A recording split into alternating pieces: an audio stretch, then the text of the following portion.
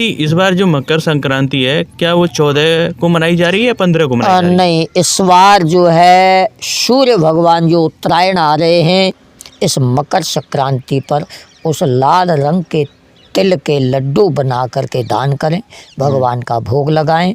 अति महत्व है, बहुत बड़ा महत्व है। तिल के दान करने वाले के उपलक्ष्य में शास्त्रों का कहना है कि जिस जीव ने मकर संक्रांति को तिल का दान किया है। जय जय श्री राधे। मैं कृष्ण गोपाल शर्मा स्वागत करता हूं आपके अपने चैनल ब्रज माधुरी में। भक्तों, हम सब जानते हैं मकर संक्रांति का बहुत ही पावन पुण्य पर्व आने वाला है। इस पर्व को किस तरह से मनाना चाहिए और इस दिन कौन कौन सा दान करने चाहिए, इस विषय पे आज हम जानकारी लेंगे। उसके लिए आज हमारे साथ पंडित जी हैं। पंडित जी से जानेंगे मकर संक्रांति के इस पावन पर्व के बारे में। और भक्तों, हमारे साथ पंडित जी हैं। राधे राधे पंडित जी। श्री राधे राधे राधे राधे। पंडित जी, सबसे पहले तो अपना परिचय हमारे भक्तों को दें। जी, मेरा नाम नत्थीलाल है, जो कि ये देह कुंड जो मंदिर है देह बिहारी जी का, श्री सत्यनारायण मंदिर जी, ललिता जी का विवाह ठाकुर जी के साथ होता है, जिस विवाह को मैं स्वयं करता हूँ। 40 साल से मैं स्वयं कर रहा हूँ। अच्छा। पिताजी करते थे, दादाजी परदादाजी यानी वंशावली से। ललिता जी के वंश के हम लोग पुरोहित हैं। पुरोहित। और पंडित जी, इस बार जो मकर संक्रांति है वो 14 तारीख की है, तो इसको किस तरह से मनाना चाहिए? आपने बड़ा सुंदर प्रश्न किया है, जन कल्याण के लिए है। मकर संक्रांति का जो आपका प्रश्न है जी, हमारा साल जो कि आज के समय 1 जनवरी से मनाया जाता है, वो 1 जनवरी से हमारा कोई साल नहीं है सनातन धर्म का। अच्छा। हमारा नया साल मनाया जाता है जिसको कि पब्लिक बिल्कुल ही भूल चुकी है। चैत्र के नवरात्रि, पहले नवरात्रि से नया साल हमारा शुरू होता है जी। नया संवत्सर उसको कहते हैं, जो कि हमारे जो वेद पाठी ब्राह्मण हैं, संकल्प जिस समय कराते हैं उस समय संवत्सर का ही नाम लिया जाता है। संकल्प में साल का नाम 2023, 24 या 15 नहीं लिया जाता, संवत्सर की गिनती होती है। और वो हमारा संवत्सर शुरू होता है चैत्र के नवरात्रि से जी। महीना शुरू होता है संक्रांति से, जो कि इस मकर संक्रांति को मनाया जाता है। सूर्य भगवान मकर राशि में उत्तरायण आते हैं। अच्छा। ये साल में एक ही बार आते हैं, जो कि इसको बहुत बड़ा पुण्य फल माना जाता है। अच्छा। जिस प्रकार से सभी नक्षत्रों में पुष्य नक्षत्र सबसे ज़्यादा पवित्र माना जाता है। किसी भी सिद्धि में पुष्य नक्षत्र यदि आता है तो वो बहुत ही अच्छा माना जाता है, शुभ माना जाता है।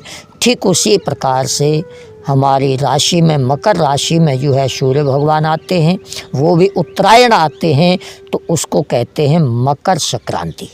अच्छा जी। जब उत्तरायण सूर्य भगवान आ जाते हैं तो सभी देवता इतने प्रसन्न हो जाते हैं, जिस प्रकार से हमारा सनातन धर्म दीपावली या होली या किसी भी त्यौहार को सुन करके फलाना त्यौहार आ रहा है तो हर्षोल्लास में आ जाते हैं, तो इसी प्रकार से देवता भी इस त्यौहार को मनाते हैं। अच्छा। इंसान की तो क्या चले, देवता भी इस त्यौहार को मनाते हैं। इस त्यौहार में विशेषकर जो दान बताया गया है वो तिल का बताया गया है। तिल का बताया। तिल किसी जमीन से जन्म नहीं हुआ। तिल का दान स्वयं भगवान हरि विष्णु के शरीर से तिल का जन्म हुआ। अच्छा। तिल जो है वो 5 प्रकार के हैं। यदि मिल सकते हैं तो लाल रंग का जो तिल है, इस मकर संक्रांति पर उस लाल रंग के तिल के लड्डू बना करके दान करें, भगवान का भोग लगाएं। अति महत्व है, बहुत बड़ा महत्व है। बाकी यदि ना मिले तो समय पे जो भी मिल जाए, लेकिन काले तिल का बिल्कुल दान ना करें। अच्छा। काला तिल केवल अंत्येष्टि में ही काम में लेना चाहिए। किसी और जगह काले तिल का कोई महत्व, कोई उपलक्ष्य नहीं बताया शास्त्रों में। अच्छा। हाँ, बाकी तो दान करने के लिए सफ़ेद है, लाल है, और जो 4 तरह के तिल हैं उनमें कोई भी ले, लेकिन मकर संक्रांति में सफ़ेद या लाल तिल ही लेना चाहिए। और क्या ध्यान कर सकते हैं पंडित जी इसमें? वस्त्र दान कर सकते हो, जूते चप्पल दान कर सकते हो, टोपी दान कर सकते हो, सैया दान कर सकते हो, रजाई गद्दा, ये तो अपने ऊपर बात है, दान की कोई सीमा नहीं होती। गर्मियाँ यदि हो तो गर्मियों में प्याऊ लगवाते हैं। इस समय जो है अग्नि का दान बताया गया है, ज़्यादा ठंड है तो भैया हाथ सेक लो। तो ऐसी कई वस्तुएं, दान की कोई सीमा नहीं होती, मैं क्या नाम बताऊं। लेकिन मेन जो मकर संक्रांति का जो उपलक्ष्य है वो है जूते चप्पल वस्त्र, और इधर तिल का दान विशेष कर महत्व बताया गया है। तिल के दान करने वाले के उपलक्ष्य में शास्त्रों का कहना है कि जिस जीव ने मकर संक्रांति को तिल का दान किया है 7 पीढ़ी तक भगवान स्वर्ग में निवास देते हैं। अच्छा। जी हाँ, ऐसा प्रमाण शास्त्रों में दिया गया है। अच्छा। हाँ, विशेषकर दान जो है वो तिल का दान बताया गया है इसमें। अच्छा। हाँ, तो इसमें और पंडित जी इस बार जो मकर संक्रांति है क्या वो 14 को मनाई जा रही है या 15 को मनाई जा रही है? नहीं, इस बार जो है सूर्य भगवान जो उत्तरायण आ रहे हैं वो 15 में आ रहे हैं। अच्छा। क्योंकि हमारी कोई भी तिथि केवल संक्रांति से ही मतलब नहीं है, तिथि कोई भी हो, अमावस हो, पूर्णिमा हो, पंचमी हो, एकादशी हो, कोई भी हो, सूर्योदय की जो तिथि होती है वही फलदायक होती है। अच्छा। इस बार जो मकर में भगवान आ रहे हैं 14 को रात्रि 8:30 बजे के बाद में मकर में आ रहे हैं, तो वो तिथि फलदायी नहीं मानी जाती है। अच्छा। तो शास्त्र के अनुसार जो सूर्योदय के समय जो तिथि आती है वही फलदायी होती है, और वो उत्तरायण भगवान सूर्य जो है वो 15 में आ रहे हैं, तो शास्त्र के अनुसार तो 15 में मनानी चाहिए। अब बाकी तो जनता जनार्दन है, कब की मनाएगी ये तो नहीं कह सकते, लेकिन शास्त्र के अनुसार और ज्योतिषियों के अनुसार वो 15 में मनानी चाहिए। जी हाँ। और पंडित जी जैसे मकर संक्रांति के दिन पूरी दिनचर्या क्या रहनी चाहिए, सुबह से लेकर शाम तक भक्तजन जो रहते हैं? हाँ, दिनचर्या तो हरि भजन में ही होना चाहिए। अच्छा।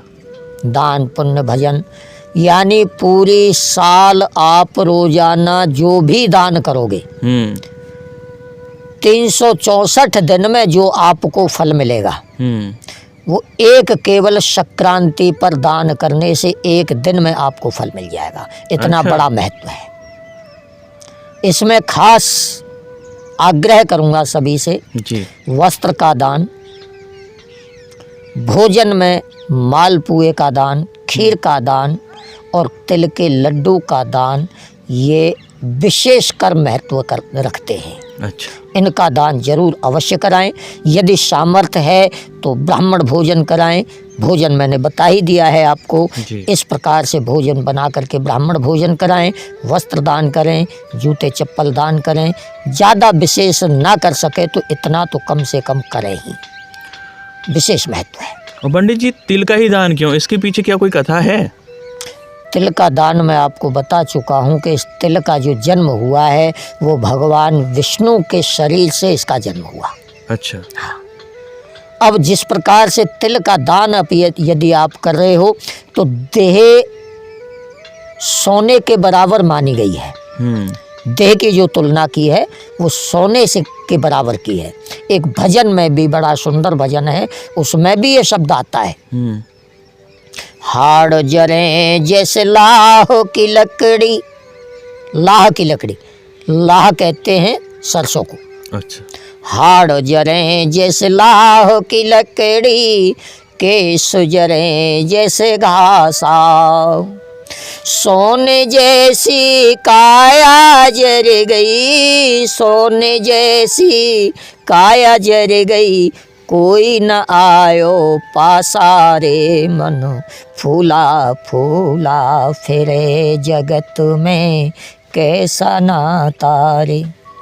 सोने के बराबर तुलना इस शरीर की है, और इस शरीर में से यानी भगवान विष्णु के अंग से इस तिल का जन्म हुआ है, तो इससे ज़्यादा पवित्र होगा भी क्या। नारायण हरि बोल, नारायण। पंडित जी बहुत सुंदर जानकारी आपने दी, आपका श्री बहुत बहुत धन्यवाद। श्री राधे राधे राधे। श्री राधे राधे। जन कल्याण के लिए तो होना ही चाहिए। परोपकारमम परमम धर्म, इससे बड़ा कोई धर्म नहीं है। मैं आपको भी धन्यवाद करता हूँ, आपने इस चैनल के माध्यम से जन कल्याण के लिए ये कथा श्रवण कराई और मुझे भी मौका मिला जनता की सेवा करने का, जन कल्याण करने का। मैं आपको भी बहुत बहुत धन्यवाद देता हूँ। श्री राधे राधे। राधे राधे। तो भक्तों, आपने सुना कितनी सुंदर जानकारी यहाँ पे पंडित जी ने दी मकर संक्रांति के बारे में। तो आप इसी तरह से, जैसे पंडित जी ने बताया, उसी तरह से मकर संक्रांति के इस पावन पर्व को मनाएं। और वीडियो आपको कैसा लगा उसको आप हमें ज़रूर बताएं, इसके लिए कमेंट करें। और ऐसे ही दर्शनों के लिए, ऐसी ही जानकारी के लिए आप हमारे चैनल को सब्सक्राइब करें। इसी के साथ आज श्रीधाम ऊंचा गांव से आप सभी को जय जय श्री राधे, जय जय श्री कृष्ण।